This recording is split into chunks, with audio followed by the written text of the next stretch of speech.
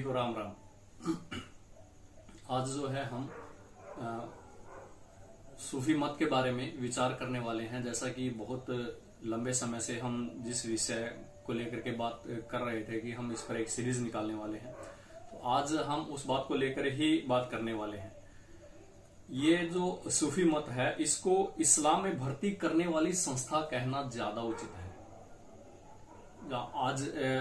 आज क्या मतलब सदियों से एक भ्रम हमने पाल रखा है कि भाई सूफी मत के ऊपर जो है भारतीय दर्शन का प्रभाव है, सनातन मत का प्रभाव है, तो इसलिए जो है वो उदारवादी हैं। भाई ऐसा कुछ नहीं है।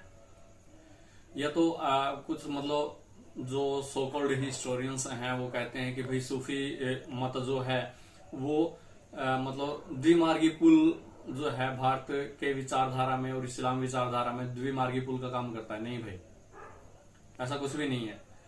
अगर आपको फिर भी मानना है कि ये पुल का काम करता है, तो एक ऐसे पुल का काम करता है जिसके ऊपर से जाकर के इस्लाम में तो दीक्षित हुआ जा सकता है, लेकिन इस्लाम में से वापस हिंदू धर्म में, सनातन धर्म में कोई दीक्षित नहीं हुआ है और ना होने की कोई संभावना है।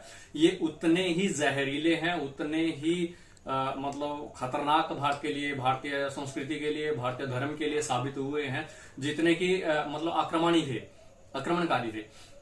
ये प्रच्छन्न आक्रमणकारी थे। ये पीछे से वार करने वाले लोग थे। कैसे वार करने वाले लोग थे वो सब हम इस सीरीज में देखने वाले हैं।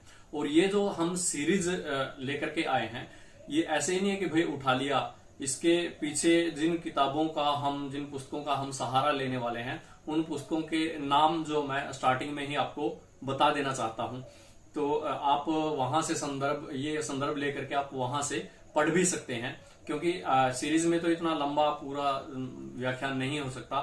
थोड़ा थोड़ा सा हर एक मतलब जो सो कॉल्ड पीर हैं, जो सो कॉल्ड सूफी हैं, उनके बारे में हम थोड़ा थोड़ा सा बात करेंगे। पर जिन बुक से हम रेफरेंस ले रहे हैं, संदर्भ ले रहे हैं, उनके बारे में हम पहले डिस्कस कर लेते हैं, ताकि अगर किसी को इच्छा है तो वो वहां जाकर के उन किताबों से वो पढ़ सकता है।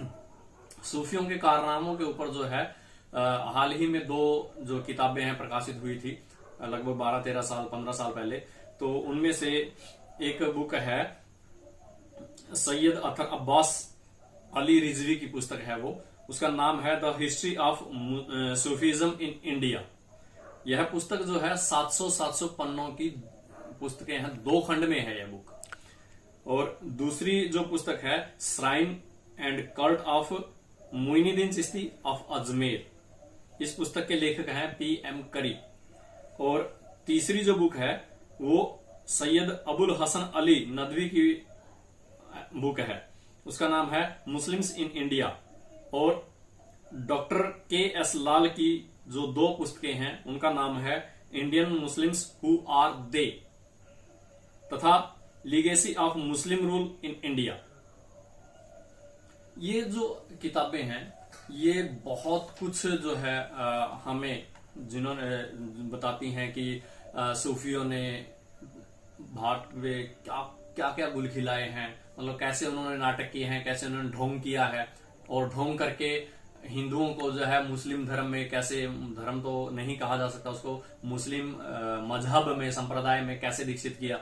ये सब जो है वो इन पुस्तकों को पढ़ने के बाद सब साफ स्पष्ट क्लियर हो जाता है। चाहे वो मोइनुद्दीन चिश्ती है, निजामुद्दीन औलिया है, बहराइच वाला है, गंगोवाड़ा है, ये वो, और जो हैदर है, अली कलंदर है, ये सब जितने भी हुए हैं, लगभग 50,000 की संख्या में ये लोग आए थे भारत में। इन्होंने जितना कत्लेआम किया है, जितने हमलावर बुलाए हैं, उन सब का सच जो है वो इन पुस्तकों में भरा पड़ा है। ठीक है। तो कुछ लोगों का ये भी मानना है कि भाई इनके ऊपर डायरेक्ट इनडायरेक्ट भारतीय दर्शन का प्रभाव था। नहीं भाई, मैं स्पष्ट कर दूं कि इनके ऊपर भारतीय दर्शन का प्रभाव नहीं था। इन्होंने ढोंग किया था जब इनको लगा कि भाई भारतीय लोगों को तोड़ पाना, मतलब युद्ध के जरिए भी, किसी भी तरीके से, साम दान दंड भेद जो भी इन्होंने अपनाया है, उस तरीके से भारत के लोगों को मुस्लिम धर्म में ले जा पाना बड़ा कठिन हो रहा है, असंभव सा प्रतीत हो रहा था। तब इन्होंने मतलब जो है एक मतलब पूरा का पूरा जो है थीम इन्होंने देखा, यहाँ पर आकर के स्टडी की, यहाँ पर आकर के पढ़ा, यहाँ के लोगों के व्यवहार देखे। इन्होंने देखा कि भारतीय लोग जो हैं वो रहस्यवादी मत के लोग हैं, रहस्यवाद में मानने वाले लोग हैं, या योगियों पर विश्वास करते हैं, ऋषियों पर विश्वास करते हैं, संतों पर विश्वास करते हैं, और वो जो रहस्यवाद के माध्यम से अध्यात्म समझाते हैं, उन्हीं की बात को ये लोग मानते हैं। तो वो इन्होंने हूबहू कॉपी करके वैसे ही इन्होंने, इन बेईमानों ने भारत के लोगों को बहला फुसलाकर साधारण जनता को इन्होंने मुस्लिम कल्ट में जो है कन्वर्ट किया। तो ये जो प्रकरण चला, जब पैगंबर के मर जाने के बाद 70 साल के बाद जब मोहम्मद बिन कासिम ने भारत के ऊपर 712 ईस्वी में प्रथम हमला किया था, उसको मुंह तोड़ जवाब जब दे दिया गया बप्पा रावल के द्वारा, इतना ज्यादा भयानक रूप से उसको जो है प्रतिसाद बप्पा रावल ने दिया कि 300 वर्ष तक इस देश में मुस्लिमों का परछावा तक नहीं आया, क्योंकि एक पूरा का पूरा ग्रुप जो है तैयार हो गया था प्रतिहारों का। जो क्षत्रिय जो है बप्पा रावल, मिहिर भोज जैसे बहुत से हरिश्चंद्र, नाग भट्ट, कितने ऐसे लोग थे जिन्होंने ऐसा प्रचंड जो है वो एक संघ तैयार किया, और उस प्रचंड संघ के सामने 300 वर्ष तक मुस्लिमों की देखने तक की हिम्मत नहीं हुई। इस दौरान कुछ प्रच्छन्न रूप से अपने आप को उदारवादी दिखला करके भारत में जो है मुस्लिम आए, और उसका मेन रीजन बता दूं आपको आए क्यों, क्योंकि रुमई नाम का जो है एक पहला जो है कुरान के विरुद्ध बोलने वाला व्यक्ति हुआ था, और उसकी लड़की, उन्होंने कहा था कि भाई देखो, आपका ये जो अल्लाहवाद है यही सिर्फ भगवान हो सकता है, ऐसा नहीं है। उनका स्पष्ट मत था कि भाई और पद्धति, और तरीके, और रास्ते भी हो सकते हैं, और वो ऐसे रास्ते हैं जो भारत में, ठीक है, पूर्व दिशा में ऐसे रास्ते हैं जो भगवान की तरफ लेकर के जाते हैं।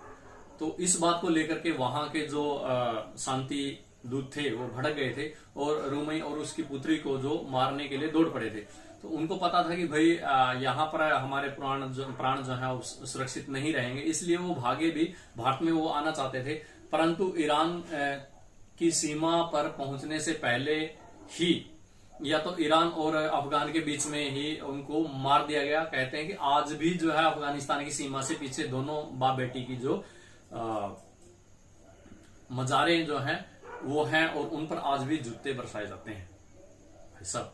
और वो अगर कहें तो, या इतना कह सकते हैं कि अगर सच में कोई सूफी था तो वो दो लोग थे, परंतु जब इन लोगों ने देखा, भारत में आए, स्टडी किया, इनको लगा कि भाई ये रहस्यवाद की तरफ जाने वाले लोग हैं, रहस्यवाद को मानने वाले लोग हैं, तो इन्होंने फिर जो है रुमई और उसकी जो उन्होंने जो विचार उठाए थे, उन विचारों का जो है चोला ओढ़ने का प्रयत्न इन्होंने किया, और यहाँ पर आकर के ये ढोंगी बने, और ढोंगी बन करके हमारे लोगों को, भोले वाले लोगों को इन्होंने फंसाया। और इसका जो प्रकरण है वो 10वीं शताब्दी के आसपास में शुरू हुआ था। तो इसमें कितनी ही इन्होंने आक्रमणकारियों को बुलाया, कैसे कैसे उनको भरमाया, मोहम्मद गोरी को कितनी बार मुइनुद्दीन चिश्ती ने डराया, जो गजनवी था उसको किस प्रकार से बहराइच, जो उसकी ही बहन का लड़का था, उसने बहराइच वाला जो सोकोल्ड पीर है, उसने कैसे सोमनाथ को लूटने के लिए बुलाया, किस प्रकार से, वो सब बातें जो है हम धीरे धीरे करके देखने वाले हैं। आज तो सिर्फ हम इतना परिचय ही इनका देखते हैं कि हम ये संदर्भ जो है किन किन किताबों से लेने वाले हैं, और हमने सिर्फ अब तक ये देखा कि इन लोगों ने कहां से ये, इनके दिमाग में ये षड्यंत्र जो है वो कहां से आया, और कैसे इन्होंने यहाँ पर आकर के जनता का अध्ययन किया, कैसे इन्होंने अपने मत को, अपने मजहब को, अपनी गंदी सोच को भारत में ट्रांसफर करने के लिए क्या क्या भेष भरे। कई इनको पीर कहा जाने लगा, गाजी कहा जाने लगा, बाबा कहा जाने लगा, सैयद कहा जाने लगा, पीर कहा जाने लगा। इन सब के अर्थ भी हम साथ साथ देखते चलेंगे। आज की वीडियो ज्यादा लंबी हो जाएगी, इसलिए आज के लिए बस इतना ही। अगर किसी भाई को इसमें कोई सुझाव देना है तो नीचे कमेंट बॉक्स में अपना सुझाव भी दे सकता है। किसी को कोई प्रश्न पूछना है तो वो प्रश्न भी पूछ सकता है। और आप हमारा सहयोग करेंगे, चैनल को सब्सक्राइब करें और शेयर करें, लाइक करें, कमेंट करें, इतनी ही अपेक्षा आपसे है। राम राम।